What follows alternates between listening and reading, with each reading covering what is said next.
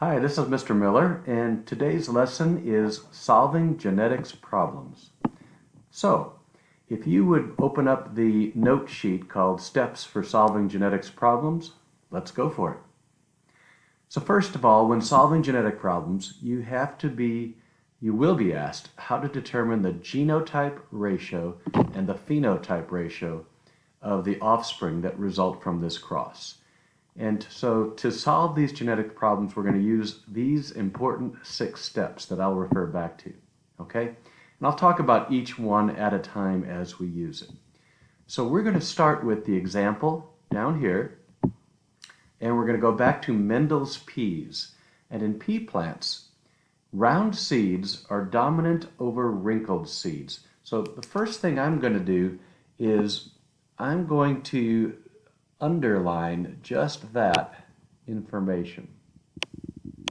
If round seeds are dominant to wrinkled seeds. Sorry for that underline. So once I learn that, I know something about the genes. So step 1 is write down a key for your alleles. Big R is the dominant round allele. Little r then stands for the recessive wrinkled allele. So I got that from the first sentence. So break this up into chunks. If round seeds are dominant, big R means dominant, and that equals round, over wrinkled, well, wrinkled is recessive, little r is wrinkled. Writing that key down is a critical first step that a lot of students skip and mess up. Don't be that student, okay? Step 2. We just made a key for the alleles.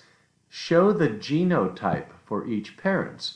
Well, you learned your terminology. You learned that there are 2 genes for every trait. And so the first parent, it says the first pea plant is heterozygous for round seeds.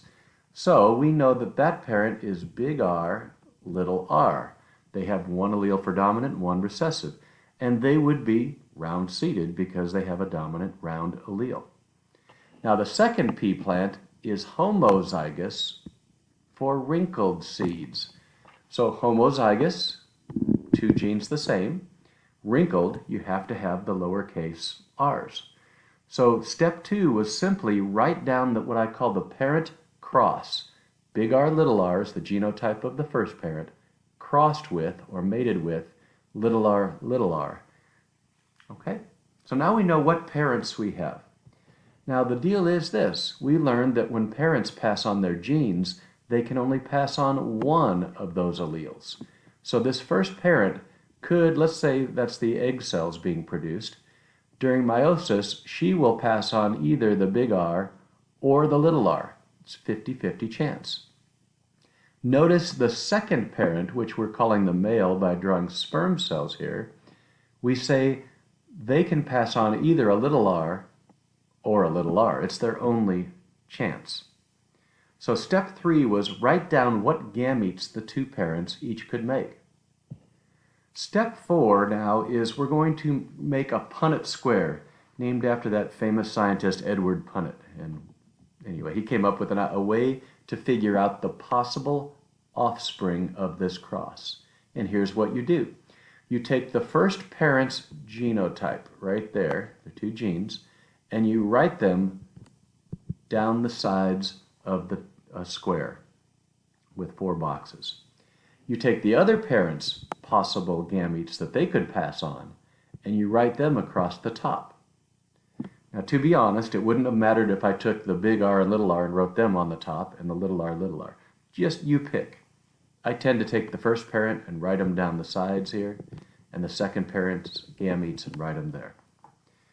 So, step 5, what do you do next? Well, what we next do is say, if this parent happened to be, if it so happened that, say, this sperm cell here fertilized this egg cell here, well, the sperm would have passed on a little r, the egg would have passed on a big R.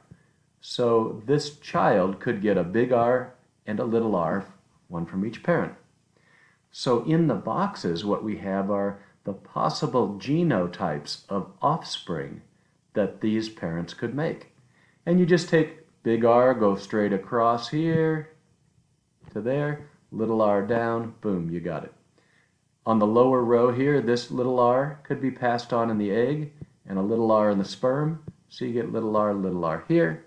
Likewise, if that little r was passed on here and that one here, you get little r. Okay, that was step 4. If you go up here, you can see make a Punnett square to solve the problem.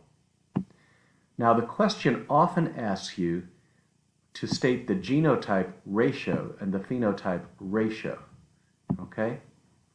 So, for us, 50% of the offspring are going to come out with a genotype of big R, little r. Or you can say 1/2 big R, little r, and the other half are little r. You could also write it this way. For every 1 big R, little r offspring, you can get, that's a colon, you can get 1 little r. Well, you'll notice in the box it was for every 2 big R, little r's, you get 2 little r's, but you can reduce that for every one of these. You get one of those. Reduce it by dividing by 2. Another way to report it is 50% of your offspring come out big R, little r, and 50% come out little r. We often write percentages down there. And lastly, phenotype is what do they look like? Well, the big R, little r offspring are round, and the little r are wrinkled. So you have 1/2 round, and for every 1/2 wrinkled. Okay, so that's how you do the problems. Let's do a second one together where you have to fill it in. Okay, so step 1, predict the results of a cross between 2 heterozygous round-seeded plants. Well, we already did the key before, but let's write it down again. Earlier we learned that round was dominant, 2 wrinkled. So make a key.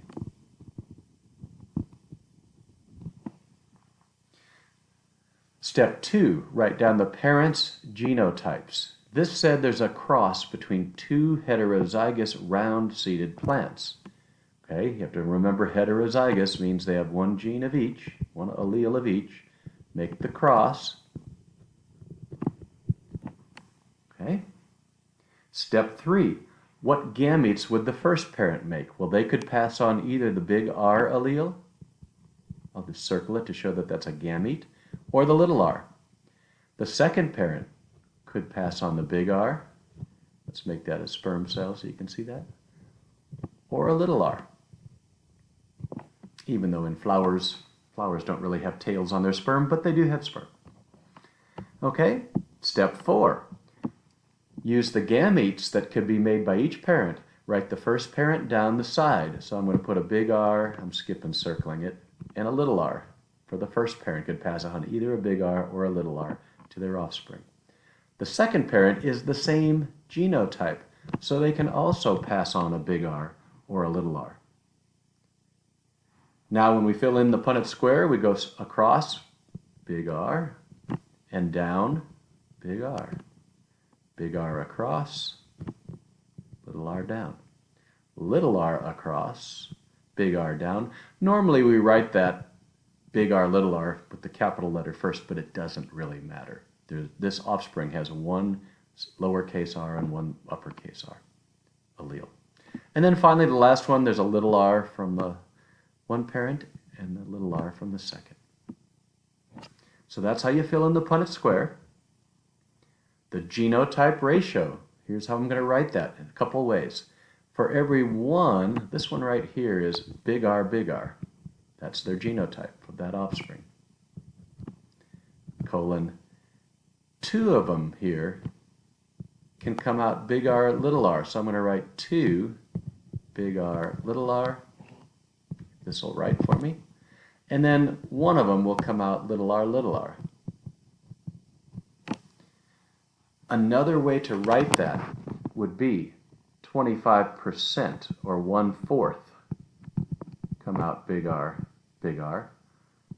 50% come out big R, little r. And 25% come out little r, little r. And finally, put the phenotype ratio down. Well, this individual has round seeds. Both of these individuals have round seeds. This guy has wrinkled. So we could write it this way. For every 3 round-seeded offspring, you would expect to get 1 wrinkled. That's a phenotype ratio when you draw that colon. You could have also said you get 75% or 3/4 round for every 25% or 1/4 wrinkled. Either way, it's all acceptable. Okay, so that's how you do your genetic crosses. If you need more information, there's a second video in the Schoology page that shows other practice problems you could work. If you're good with this, use this for your notes and try the practice problems now. And good luck with your practicing genetic crosses.